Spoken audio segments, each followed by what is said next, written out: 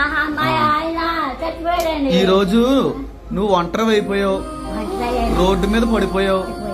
ఈ రోజు 4 రూపాయలు అడుక్కునే పరిస్థితి వచ్చింది. అయినా దేవుణ్ణి ఎప్పుడన్నా తిట్టావా నువ్వు? నేను దేవుని తిట్టలేదండి. ఏ తిట్టను.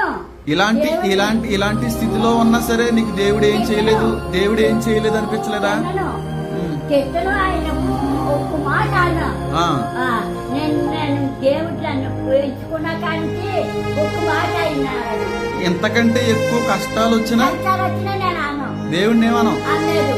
మరి కొంతమంది దేవుడికి కాదు సంతోషమ్మా, కొంతమంది దేవుణ్ణి ఏమన్నా అడిగితే దేవుడు ఇవ్వకపోతే, ఇవ్వడం ఆలస్యం అయితే, అనుకున్నది జరగకపోతే దేవుణ్ణి వదిలేస్తున్నారు. తిడతారట్లండి. దేవుణ్ణి వదిలేసి వెళ్ళిపోతున్నారు.